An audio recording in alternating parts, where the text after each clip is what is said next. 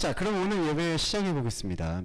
자, 레위기 17장에서 26장까지는 이제 이른바 이게 신학적 표현인데 성결법전이라고 합니다. 성결법전. 그래서 하나님을 믿는 자녀다운 삶에 대한 것을 나누는 그런 어떤 교훈에 대한 장으로 알려져 있습니다. 하지만 이 성결하다라는 게 카도시, 거룩하다라는 건데 이 성경에서, 특히 구약 성경에서 하나님께서 우리에게 거룩하다라고 얘기하는 그 본질의 목적은 너와 나는 다르다라는 것에 대한 강조점으로 보셔야 됩니다.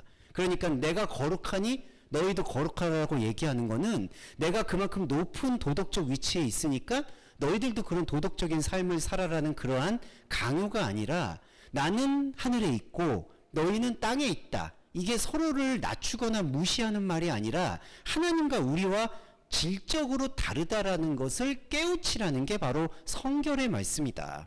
이게 사실은 구약 성경의 율법의 핵심이라고 말할 수 있어요. 그래야지만 오히려 율법의 1.1획이라도 버리지 않고 우리가 다 보존할 수가 있다는 겁니다. 그래서 제가 앞에 시작 교도 때 말씀드렸듯이 명령이라는 것, 곧 하나님의 명령이라는 것은 우리로 하여금 하나님의 명령을 지키라는 게 본질이 아니라 그 명령이라는 것 자체가 너가 어느 위치에 있고 너가 하나님과 어떤 관계를 맺고 있는지를 생각해 보라는 게 하나님의 명령이라는 거죠.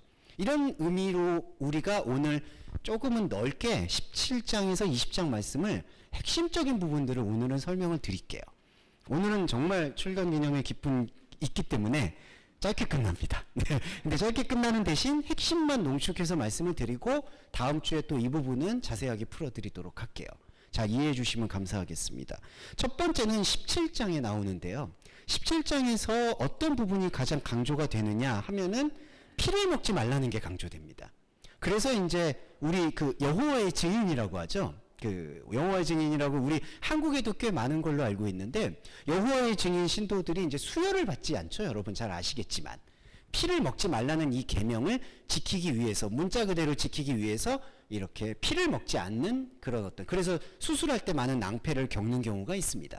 그리고 실제로도 이 피를 먹지 말라는 걸로 인해서 많이 사람들이 헷갈려하는 부분들이 있어요. 그래서 꼭 구운 고기만 먹어야 된다든지, 그리고 뭐 생고기는 먹으면 안 된다든지, 좀 유치하고 저급할 수 있지만 그런 것들이 아직도 제대로 정립이 안 된 상태라고 볼 수가 있습니다. 그러면 이 17장에서 말하는 피를 먹지 말라는 것은 어떤 의미를 내포하고 있는지를 오늘 한번 핵심적인 부분을 말씀을 드릴게요. 자, 피를 먹지 말라는 말씀과 함께 무슨 설명을 하시냐면은 17장 11절에 이렇게 있어요.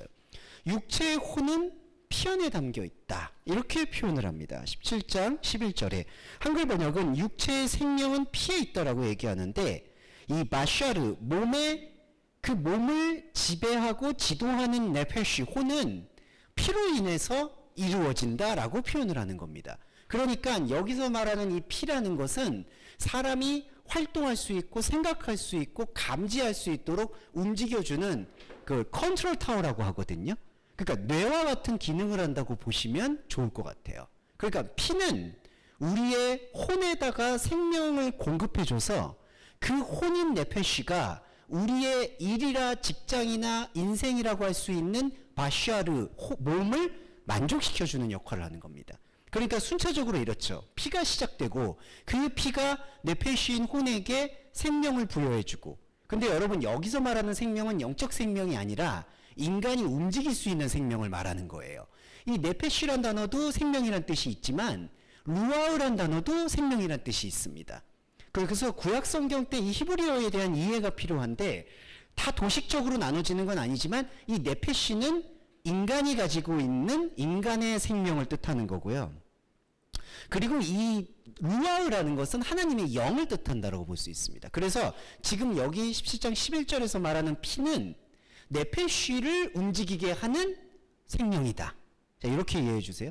그리고 그 생명이 바샤르를 채워요. 바샤르는 뭐냐 하면요, 우리의 이 머리와 이 몸의 관계와도 같습니다. 우리는 생각을 하죠. 그리고 마음으로 움직입니다. 그렇게 움직여서 뭔가를 성취하고 만들어내고 이루어내요.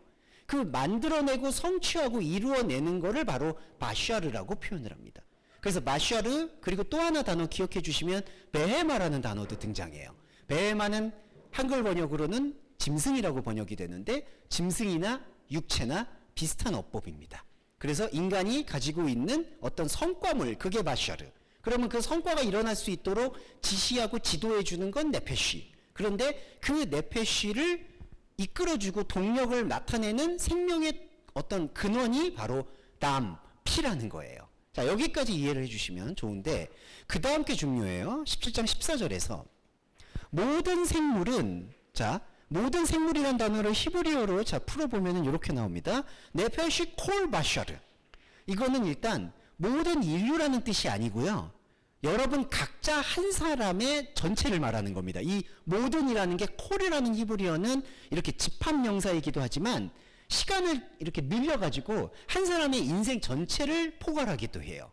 그러니까 모든이라는 거는 여러분의 존재 하나를 얘기하신다고 생각하시면 됩니다.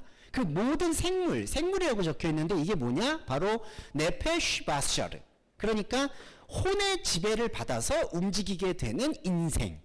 그게 모든 생물이란 뜻입니다. 자, 그러면 여기 이렇게 돼 있어요. 14절에 모든 생물은 혼 안에 피가 있다. 그러므로 피를 먹지 말아라. 이렇게 이제 전개가 됩니다. 여기서 이제 해석을 드리고 싶은 게, 자, 아까도 혼 안에 피가 있다고 얘기했잖아요. 그런데 이 혼의 안에 있는 피가 그리스도의 말씀으로 볼 때 어떤 기능을 하느냐가 제일 중요한데요. 17장 14절에 이 한글 번역의 말씀 후반부 구절을 제가 읽어드리면 모든 육체의 생명은 그것이 피인즉 그 피를 먹는 자는 끊어지리라. 이렇게 표현하고 그 다음에 다시 11장으로 들어와서 여기 다시 읽어드릴게요. 17장 모든 육체의 혼에 피 안에 담겨 있다. 내가 너희에게 제단에 뿌려 너희의 생명을 위하여 속죄하게 하였나니 생명이 피에 있으므로 피가 죄를 속한다라고 되어 있습니다. 자, 피의 기능이 뭐냐면요. 중요한 게 아까 11절로 돌아와 보면 피는 혼의 생명이죠. 혼에게 지시를 줬죠. 혼으로 인해서 육체가 움직였어요. 우리 인생이 꾸려갔습니다. 자, 이게 딱 인생이에요, 여러분. 근데 그 피가 하는 기능, 그리스도를 만났을 때 피가 하는 기능이 뭐냐 하면은 혼을 카파르, 덮는다는 얘기예요. 여기 한글 번역은 11절에 피가 죄를 속한다라고 되어 있는데 죄라는 단어는 등장하지 않습니다, 사실. 그냥 속죄한다라는 단어가 카파르라는 히브리어 동사예요. 그러니까 이걸 직역을 하면은 피가 그것을 덮어버린다라는 뜻입니다. 그러면 죄가 아니라 그것인데 그것이 뭐냐 하면 요 네페쉬, 혼을 말하는 거예요. 피가 혼을 덮어버려요. 자, 어디에 대해서 덮느냐? 하나님에 대해서 덮는 거예요. 그러니까 참 아주 이 딜레마, 묘한 게 있는데요. 우리는 사실 우리의 인생의 전부는 피로 움직여요. 그러니까 피에, 여러분 저와 이 몸 자체도 사실은 피가 막혀버리면은 경화가 일어나는 거잖아요. 그리고 부정맥도 거기고 모든 심장에도 피가 움직이지 않으니까 뭐 스텐트도 하는 거고. 그러니까 피는 상당히 중요해요. 그런데 하나님이 볼 때 우리 그리스도인에게 주어지는 이 피라는 것은 나의 존재를, 나의 인생을 덮어버리는 데 사용한다는 거예요. 왜 그럴까요? 이게 우리가 그리스도론의 핵심인데 우리는 우리 인생을 살아가지만 우리 인생의 성과나 성취로 하나님께 제물을 드리거나 하나님께 영광을 돌리는 게 아니라는 것이 그리스도론의 핵심입니다. 그러니까 저와 여러분은 하나님 앞에서 우리 삶이 무의미하다라는 그 의미를 묵상할 필요가 있다는 거죠. 이게 우리 이 피가 우리의 혼을 가리우지 않으면 우리의 인생은 그대로 하나님 앞에 노출이 돼버리게 되고 이게 마치 방사능의 오염이 되듯이 그대로 노출이 되게 될 경우에는 우리의 선악과적인 모든 욕망을 하나님한테 노출시킬 수밖에 없게 되는 거예요. 그것을 피가 덮어주는 거예요. 그래서 우리의 인생은 인생 그대로 살아왔던 모든 육체와 혼의 관계는 피로 인해서 공급을 받았고 피로 인해서 시작을 했는데 그 피가 하는 기능은 하나님 앞에서 나의 인생을 가리워 준다라는 겁니다. 이게 축복이에요. 그게 피의 기능이에요. 그래서 여러분 이 레위기가 앞서서 제사를 계속 드리는데 제사에서 계속 강조하는 게 뭐였냐면은 피뿌림입니다. 피를 계속 뿌려요. 그리고 이 피를 뿌리고 난 다음에 그 제물로 상지되는 숫송아지나 송아지는 다 태워서 향으로 없애죠. 왜 그럴까요? 향으로 없앤다는 것도 인생을 지운다는 뜻이고 피를 뿌려서 제단의 성소에 뿌린다는 얘기도 바로 우리의 인생을 상징하는 제물을 덮는다는 뜻이 되는 겁니다. 그러니까 피를 덮는 거예요. 피는 우리의 인생의 혼의 인생을 덮는 거예요. 그러면 여러분, 혼의 인생을 덮으면 하나님한테 나의 존재가 뭘로 나타날까요? 온전히 영으로만 나타나는 거예요. 온전히 영입니다. 그래서 이게 바로 이 신약성경에서 정죄하지 않는 진리가 되는 거예요. 정죄는 어디에 있었냐? 혼의 자리에서 있습니다. 혼의 자리에서는 선악의 논리만 있기 때문에 이것은 맞고 틀리고 옳고 그르고, 그리고 너는 높고 나는 낮고, 이 모든 사이클 안에서 신음할 수밖에 없거든요. 그런데 여러분, 정말 비참하게도 그렇게 신음하는 걸 가지고 하나님께 영광 돌린다고 바벨탑처럼 제사를 드린다, 예물을 드린다, 헌금을 드린다, 기도를 한다, 망하는 길입니다, 이게. 왜냐하면은 하나님은 귀신의 제사와 하나님의 제는 겸하여 마실 수가 없어요. 이 바울이 정확하게 얘기했습니다. 그때 말하는 귀신의 자는 그냥 저 불교 신상에다가 절 안 하고 그냥 우상 숭배 안 하면 끝나는 그런 문제가 아니라는 거예요. 귀신이라는 게 뭐죠? 다이아몬이라는 거는 충동대로 움직이는 존재고, 충동은 이 혼의 작용입니다. 그러니까 귀신의 잔은요, 결국 혼의 잔이에요. 혼의 잔과 영의 잔은 겸하여 마실 수가 없는 겁니다. 그러면 그리스도의 피뿌림, 그리스도의 피를 얘기하잖아요. 그리스도의 피는 우리 안에서 무슨 기능을 해주느냐? 바로 우리의 혼의 인생을 온전하게 덮어주시는, 그걸 카파르, 속죄라고 하는데, 사실은 여기서 죄라는 단어를 오히려 빼는 게 좋아요. 사람한테는 죄의 선입견이 있으니까. 그러니까 우리의 혼의 인생을 완전히 덮어주시는 역할을 하게 되는 겁니다. 그런데 14절에 보시면 피를 먹지 말라는 얘기는 반대로 먹는다는 얘기잖아요. 피를 먹는다라는 건 뭐냐면요, 피를 내 것으로 만든다는 얘기가 됩니다. 자, 여러분, 먹는다는 게 뭐죠? 내가 살려고 하는 거예요. 자, 어머니 뱃속에서부터 분리됐을 때 이제 제가 아이들에 대해서 전혀 부정적으로 얘기하는 게 아닙니다. 이건 하나님께서 큰 모델로 보여주신 거예요. 어머니 뱃속에서부터 이렇게 분리가 됐을 때 아이가 울잖아요. 그게 왜 우느냐? 여러 가지 설도 있지만 결국 먹을 거 달라는 얘기입니다. 사실 우리는 인생은 처음부터 먹을 걸로 시작했다가 먹는 걸로 끝나요. 그 먹는 것에서 모든 게 정치, 경제, 사회, 문화, 예술 다 포함이 된다고 보셔도 과언이 아니죠. 그러니까 먹는 거예요. 먹는다는 건 내가 존재를 증명받으려고 하는 욕구라는 거예요. 그러니까 피를 먹지 말라는 얘기는 무슨 위생학적인 얘기를 하는 게 아니라 본질적으로 이 피를 먹으면 이 피를 자기가 소유한다는 얘기가 되고요. 그러면 어떻게 되느냐? 영원히 이 혼을 벗어날 수가 없다는 얘기가 돼요. 그러니까 이 피를 소유하면은, 내가 이 피를 소유하고 이 피가 내 몸이야, 내 바샤르야, 이렇게 얘기하면은 이 바샤르는 무엇의 지배를 받느냐? 네페시, 혼의 지배를 받거든요. 혼의 지배를 받아버리고 이 피를 내 소유로 만들어버리게 되면은 더 이상 피 뿌려서 속죄하고 하나님 앞에서 나의 혼을 가릴 수 있는 기회 자체가 없어집니다. 그래서 절대로 먹지 말라고 얘기하는 거예요. 피를 먹지 말아라. 이게 보시면은 출애굽기, 레위기에 보면 이 말씀들이 은근히 많이 등장합니다. 피를 먹지 말아라. 모든 생명은 피에 있습니다. 그래서 이거를 좀 오해를 하시는 게, 어떤 오해가 있냐면은 피를 먹지 말라는 거를 생명을 존중하라는 뜻으로 많이 오해를 하세요. 자, 여기서 말하는 생명이라는 건요, 혼의 작용을 말하는 겁니다. 그런데 그리스도인이 눈을 다시 떠서 보면요, 그거는 무슨 생태를 존중하는 것처럼 이런 어떤 생명들을 보존하기 위해서 피를 먹지 말아라는 걸로 오해를 할 수가 있는데, 그게 왜 오해냐? 여기 말하는 피는요, 이 피의 기능을 보셔야 되는 게, 이 피는 혼의 생명을 주는 피이기도 하지만 우리의 혼을 덮을 수 있는 유일한 기능이기도 해요. 자, 요거 하나만 말씀드리고 두 번째 넘어갈게요. 이 피가 뭐냐? 두 가지 기능이 있는 건데, 우리의 혼적인 것을 살게 해주는 피이기도 하고, 동시에 우리의 혼으로는 하나님의 생명에 도달할 수 없다라는 것을 깨우치게 하는 작동도 합니다.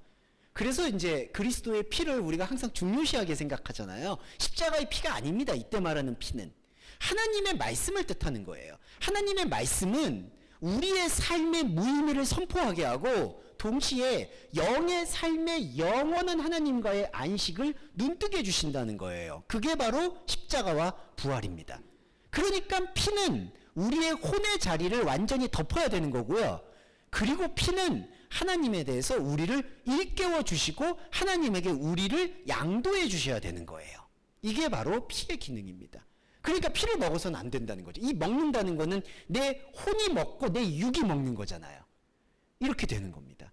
그러면 이제 한 가지 질문이 생기는 게 요한복음에서 내 살을 먹고 내 피를 마시라고 얘기하잖아요. 그게 어떤 의미냐? 결정적으로는 중요한 게 십자가 고백이에요. 내 살을 먹고 내 피를 마시라는 게 말씀으로 공급된다는 것도 있지만 더 중요한 거는 내가 예수를 소유하려고 하는구나 라는 거를 깨달으라는 거예요.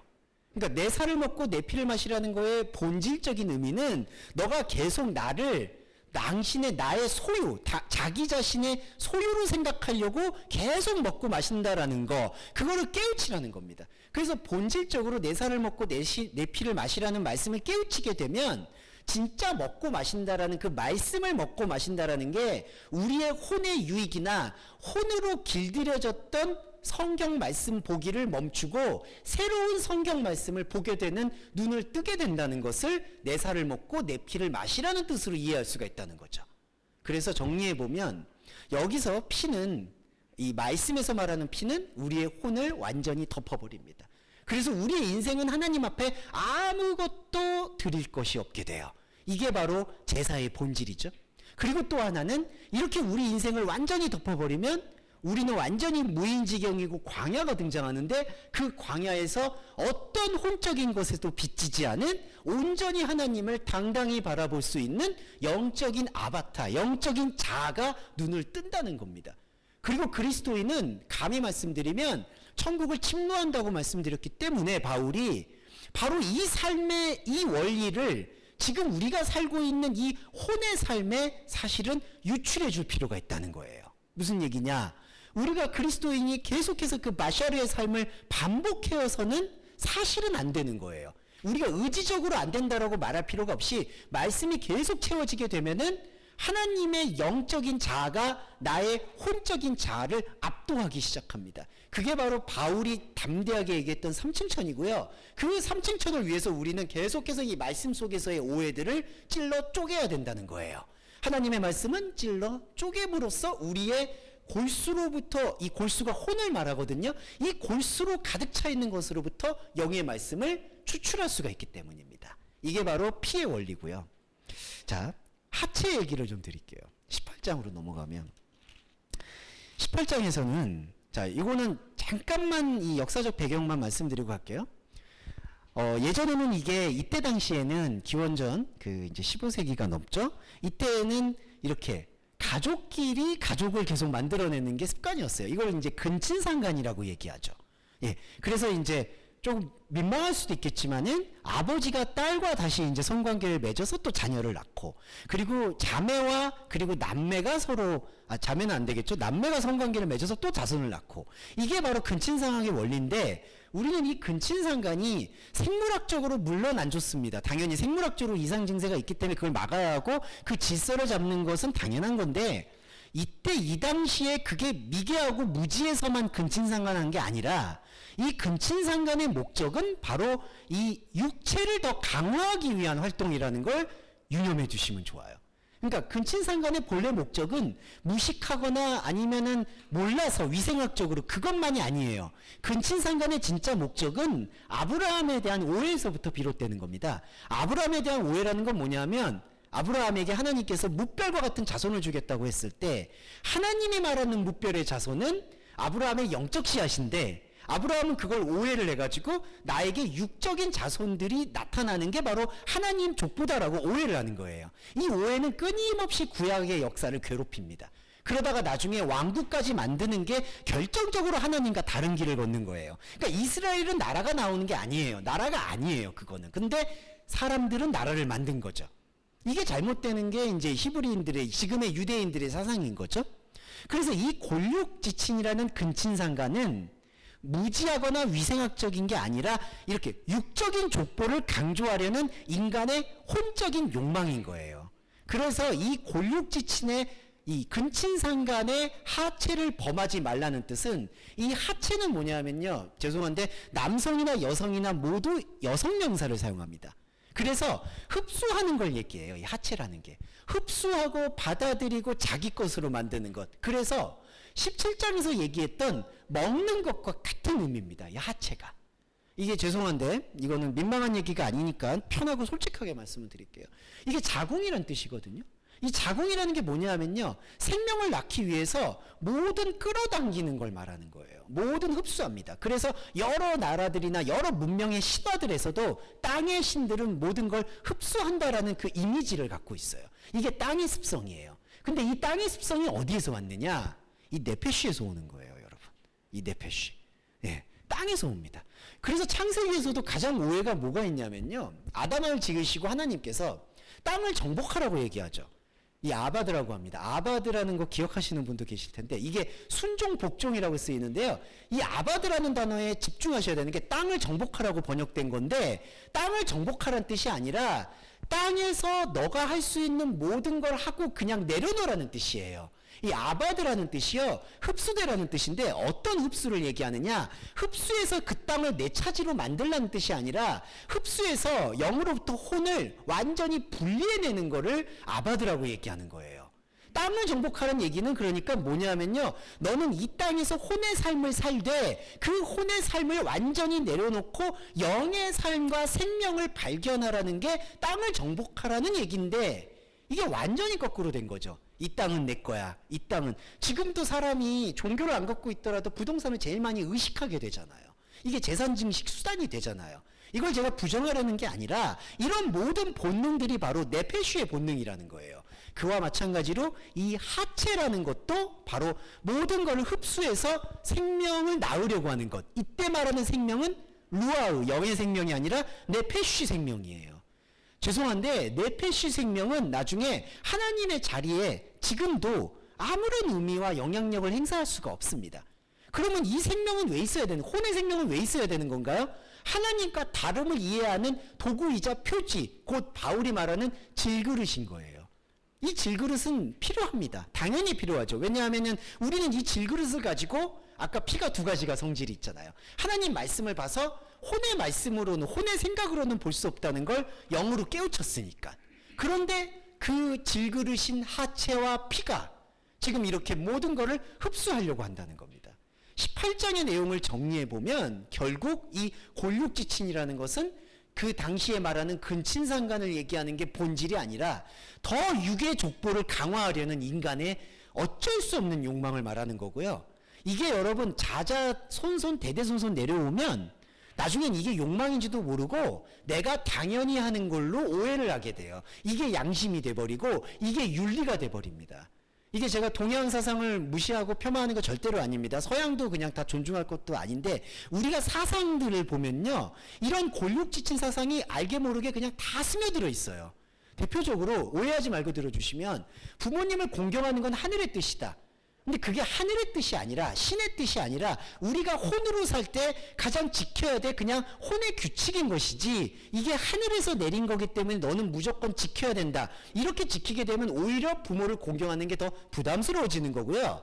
하나님께서 너에게 점지해 주신 아들이고 딸이니 무슨 의무를 가지고 섬겨라, 이렇게 될 때 그 양심을 우리는 쓰게 되지만 알게 모르게 종교가 스며들어서 그게 또 다른 자기 안에 이상한 그 짐승과 교합하게 되는 상태가 나타나게 된다는 겁니다.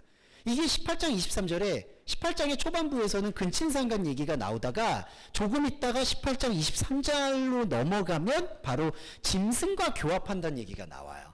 이거를 어떤 분들은 뭐 그때 당시에 어떤 짐승과 성관계를 하는 수간이 유행했다 이런 식으로 얘기하는데, 그거 얘기하는 게 이 말씀의 본질이 아니에요. 예, 짐승과 수간한다는 얘기는요, 이때 문명만이 아니라 지금에서도 유행하는 거고요. 그거는 이제 이른바 섹슈얼리티, 사람들이 갖고 있는 성중독의 차원을 얘기하는 겁니다. 지금 여기서 짐승과 샤코베트 교합한다는 얘기는 이 짐승 베헤마가 어떻게 됐죠? 아까 마샤르라는 몸이 더 강조가 돼버려서 이제는 아예 감각이 없어져 버린 상태, 이거를 짐승 상태라고 표현하는 거예요. 그래서 짐승과 교합하는 것이 바로 우리로 하여금 하나님의 온전함, 탐해라는 게, 이 더럽히지 말라는 게 탐해가 온전하다는 뜻이거든요. 탐해가 뭐였었죠? 온전함은 우리 안에서 발견할 수 없는 완전한 거, 없는 걸 말해요. 이 없다라는 거, 이 하나님의 생명, 이거 자체를 아예 감각하지 못하게 되는 상태가 바로 짐승과 교합하는 상태입니다. 그래서 우리가 16장과 17장과 18장을 묵상을 깊이 해보다 보면은 우리 안에서 근친상간이 어떤 의미인지, 피가 뭘 가리는지 이거를 정확하게 이해하실 수 있을 것 같습니다. 네, 잠깐만 쉬셨다가 19장, 20장 다시 돌아와서 하겠습니다. 여러분 이제 또 두 번째 시간 가져보도록 하겠습니다. 자, 성결의 원칙에 대한 부분 또 이제 말씀 또 들어가 볼게요. 네. 오늘은 양해해 주시고 금방 끝나야 되기 때문에 간단히 정리하도록 하겠습니다. 20장을 먼저 말씀드리면은 20장을 왜 벌써 말씀드리냐, 아까 근친상간과 비슷한 원리거든요. 20장 먼저 좀 설명드릴게요. 그의 자식을 몰렉에게 주면 반드시 죽을 것이요 라는 게 나옵니다. 여러분 기억하시겠지만 이 몰렉이라는 이 어떤 그 인물일 수도 있고 사실은 그냥 약간 박수 그리고 접신한 무당 혹은 이제 우상 숭배자들 이런 거를 통칭하는 단어가 돼버렸어요. 고유명사긴 하지만. 근데 이 몰렉이라는 단어가 어디에서 유래를 했냐면은 말라크라는 단어에서 유래했는데, 말라크가 지배하다, 다스리다, 통치하다라는 뜻입니다.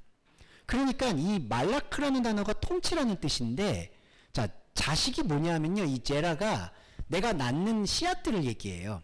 그러니까 아까 말씀드렸던 베헤마나 바샤르라고 생각하시면 좋을 것 같아요. 내가 낳은 결과물들, 내가 낳은 어떤 의미들, 내가 낳은 조금 죄송한 말이지만 보람들.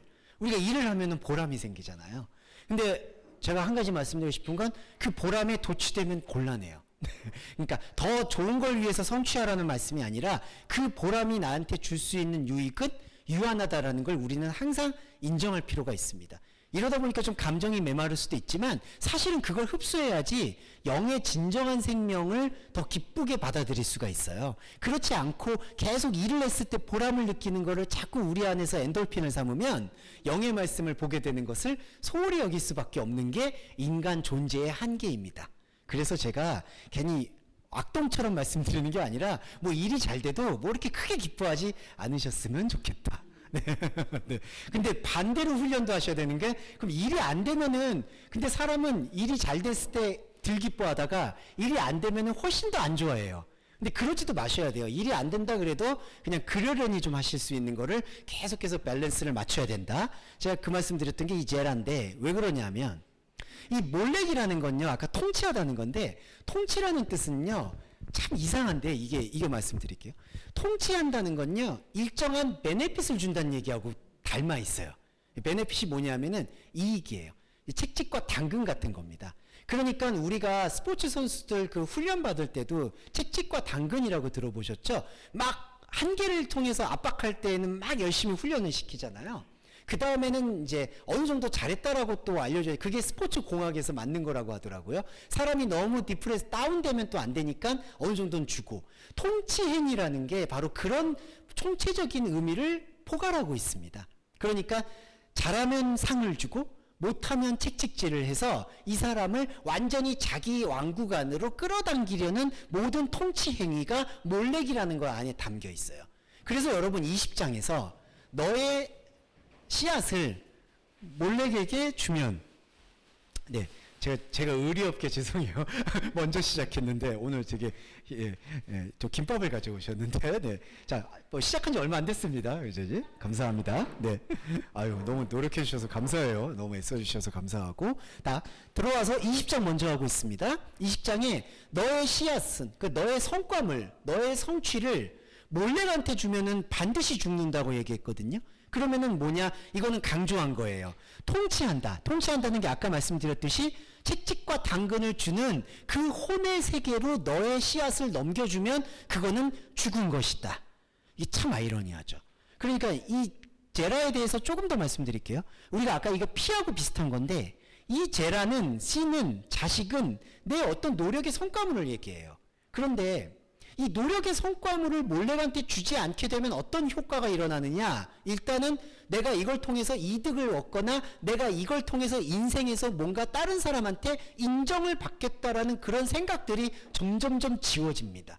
이게 타인에 대한 인정 욕구이기도 하거든요. 내가 씨앗을 내고 내가 이만큼 성취하고 내가 이만큼 보여줬으면 타인들이 인정해주고, 그리고 현대사회는 또 인정해주면 사람들이 모이니까 돈이 되고, 그러니까 인생이 즐거워지는 거예요. 그런데 그리스도인은 그 즐거워지는 것을 근본적으로는 끊어야 돼요. 내가 이렇게 길들여지지 않겠다라는 걸 선포하셔야 돼요. 여러분, 사람들이 인정해준다고 즐거워해서는 절대로 안 됩니다. 그런다고 사람들이 칭찬하는데 그걸 일부러 막 이렇게 나 칭찬하지 마세요 이러지는 마시고, 그런 것들은 이제 기쁨 있게 받으시되 그게 나를 만들어주는 게 아니다. 그러면 다른 씨앗은 어디서 나올까요? 내가 똑같이 열심히 일을 하고 열심히 했지만 그것을 몰래한테 주지 않게 되면 그 했던 모든 행위들은 몰래한테 주지 않게 되고 영의 방향으로 그게 축적이 되게 돼요. 여러분, 이거는 혼에서 주는 원인과 결과의 떡고물이 아니라요, 하나님께서 당신과 만날 수 있는 자리를 점점 확장시켜 주신다고 생각하면 됩니다. 그러니까 우리의 씨는 혼의 열매인데, 혼의 열매가 몰래기라고 하는 잘했으면 칭찬받고 못하면 저주받는 그런 논리로 우리를 가져가지 않겠다라는 걸 말씀으로 확인하게 되고, 그건 죽어있다라고 우리가 고백하게 되면 우리가 노력했던 거는 다 어디로 갈까요? 하나님에게로 가는 거예요, 여러분. 근데 여기서 오해하지 마셔야 될 게, 내가 그러면 열심히 내 재료를 사용해서 했던 게 하나님한테 인정받는다, 그게 아니라 하나님을 알만한 것이 그만큼 영적 세계에서는 쌓인다라는 얘기입니다. 그러니까 여러분 자신도 의식하지 못한 사이에 몰래기에 대한 말씀의 참 의미를 깨우치게 되면은 죽음의 자리에 내 노력을 헌신하는 게 아니라 생명의 자리에 나의 노력을 축적하기 때문에 그 축적은 사람이 주는 것과 다르다는 거죠. 그래서 예수님께서도 산상수훈이나 여러 가지에서 내가 주는 것은 사람이 주는 것과 같지 않다라고 얘기하신 게 바로 이러한 의미라고 보는데, 자, 우리 출판기념회 해야 되는데 죄송해요. 한 5분만 더 주세요. 죄송합니다. 네. 자, 이 자식을 몰래한테 주면 이렇게 됐는데, 자, 계속 몰래한테 주게 되잖아요. 그게 여러분 20장 27절에 바로 박수무당이 되는 지름길이 된다는 겁니다. 이게 사람들이 오해를 하는 게, 이런 게 뭐 남자가 접신하거나 박수가 되거든 하는 거를 무슨 어떤 우리가 흔히 동양에서는 신내림을 받는다 뭐 이런 걸로도 많이 얘기하잖아요. 그거는 대표적으로 그런 샤머니즘의 사람들만, 특별하게 악한 사람들이라 말하는, 이걸 이른바 마귀화시키는 행동이 돼요. 그러니까 나는 아니고 저 사람들은 박수무당이고 무슨 신접한 사람들이고 안 좋은 사람들이고 나는 저런 사람은 아니야 라고 생각하는 이 마음속의 갈라치기예요. 그게 아니라요, 이 20장에서 얘기하는 이때오니와 오부, 접시는 그런 특정한 사람들의 어떤 직업군을 얘기하는 게 아니라요, 우리가 계속해서 우리의 제라, 자식을 몰래한테 주면은 우리 자신이 접신이 되는 겁니다. 그러니까 다른 걸 얘기하는 게 아니에요. 이걸 거울로 보셔야 돼요. 이거를 조금 불쾌하거나 기분 나쁘 이렇게 절대 생각하지 마시고, 우리가 이 오부, 접신자가 되거나 박수가 된다는, 이때오니가 된다는 거는 우리가 몰래한테 계속해서 죽음을 헌납하게 되면은 우리 안에 있는 이 혼에 남겨져 있는 종교적인 파편을 혼의 유익을 위해서 사용하게 된다는 거예요. 정말 죄송하고 안타깝지만 우리가 이제 은사를 활용하시는 목사님들이나 아니면 은사를 활용하는 신부님들도 계시잖아요. 예언을 한다든지 방언을 한다든지. 그게 나쁘고 좋고의 문제가 아니에요. 문제는 뭐냐 하면 그런 것들을 인간이 갖고 있는 혼의 어떤 재료들을 가지고 그게 종교적으로 쓰임받고 하나님한테 뭔가 응답을 받는다라고 생각하고 그걸 유지하는 게 바로 박수와 접신자가 된다는 거예요. 그래서 우리라고 얘기해서 죄송한데 자꾸 이게 뭐 몰래도 어떤 그때 당시에 말하는 우상을 얘기하고, 접신자나 박수도 그런 걸 얘기해서 저런 것들과 가까워서 친해지면 안 된다라고 생각을 하시는데, 그거는 매우 큰 오해다. 그러다 보면 우리 안에서 접신하고 있는 다른 것들을 계속 키울 수밖에 없다는 그 악순환을 보셔야 된다는 거예요. 정말 냉정하게 말씀드리면 이게 박수나 접신하는 사람들은 그런 사람들이 나쁘다 좋다 혐오스럽다 이게 절대로 아니에요. 그냥 직업인 겁니다. 우리가 가지고 하고 똑같아요. 그러니까 그거는 그냥 그대로 가는 거예요. 단지 그리스도인은 몰래기 무엇인지 접신이 무엇인지 그 의미가 바로 내 안에서 움직이고 있다라는 것을 끊임없이 성찰할 수 있어야 된다는 겁니다. 그러지 않으면은 자꾸 나는 아니고 저 사람들은 저러고 이런 잘못된 생각을 하게 되고요. 자, 2분 남았는데 제가 19장 19장 말씀을 드릴게요. 19장은 필히 다음 주에 다시 말씀드릴게요.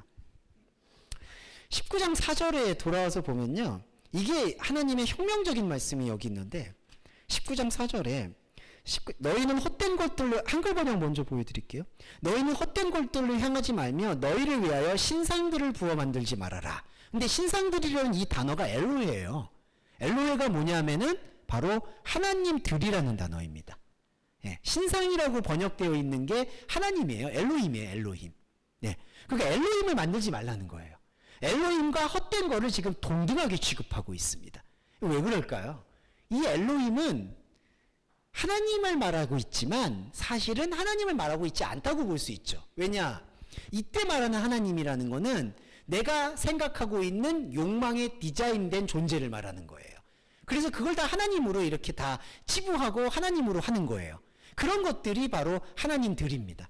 그러니까 우상 숭배하지 않으려면요, 우리 안에서 혼의 좌표를 다 끊어내는 게 바로 우상 숭배를 끊어내는 거고, 그게 유일하게 십계명을 지키는 게 되는 거예요. 나 외에 다른 신을 섬기지 말아라. 그러니까 이게 좁은 문인 거는 확실한 건, 헛된 것과 하나님들을 동등시했을 때 우리는 더 이상 갈 길, 혼의 자리에서 갈 길이 없어요, 솔직히. 왜냐하면은 나는 그래도 하나님만 보고 왔는데, 우리는 말씀만 보고 왔는데, 그런데 죄송한 말이지만 그 봐왔던 말씀들이 다 헛된 거로 조장하는 것들로 이게 완전히 지뢰밭입니다. 죄송한 말이지만. 그러니까 그 지뢰밭으로 믿게 되면요, 다시 하나님들 만들어버리는 거예요. 그러면 너무 안타깝죠. 나는 말씀만 보고 찾아왔는데 그 말씀이 자기를 배신할 수도 있다는 것을 우리 구약 성경은 엄밀하게 말해주고 있다는 거죠. 그래서 하나님들을 만들지 말라는 이 우상 숭배를 끊어내는 것은 계속해서 정교하게 말씀의 깊은 것을 파고들어서 하나님의 본래의 뜻을 성취해내야 되는 게 이 혼의 성취가 아닌 영의 성취를 말하고 있습니다. 네, 이 부분까지 말씀을 드리고 이 19장에 대한 얘기는 다음 주에 다시 연결해서 설명드리도록 할게요. 네, 이 예배 정리기도와 주기도문 일단 마치고 2부 들어가도록 하겠습니다. 기도하겠습니다.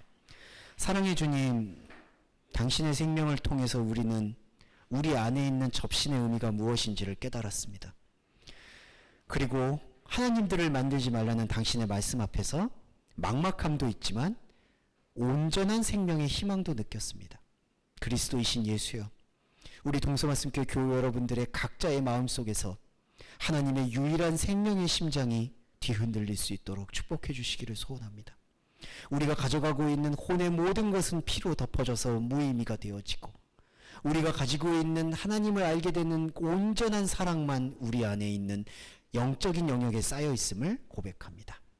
자비로우신 하나님, 하지만 우리의 삶은, 관계는, 모든 일은, 그리고 육체의 질병은 우리가 하나님 말씀을 정교하게 보는 것을 끊임없이 가로막고 있습니다.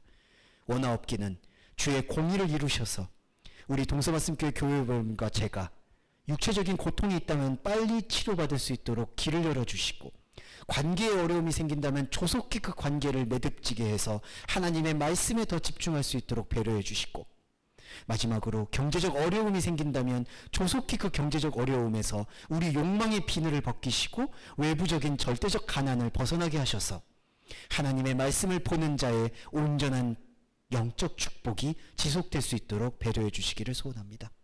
이 기도의 본질은 온전히 하나님과 하나가 되기 위한 당신의 공의의 언약에 기반을 둔 기도임을 고백하며 우리 주 예수 그리스도의 이름으로 기도드립니다. 아멘. 주기도문 함께 하겠습니다. 하늘에 계신 우리의 아버지여, 이름이 거룩히 여김을 받으시오며 나라에 임하옵시며 뜻이 하늘에서 이룬 것 같이 땅에서도 이루어지이다.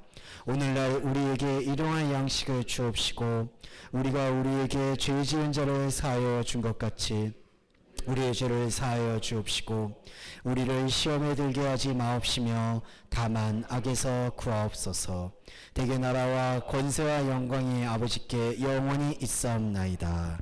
아멘.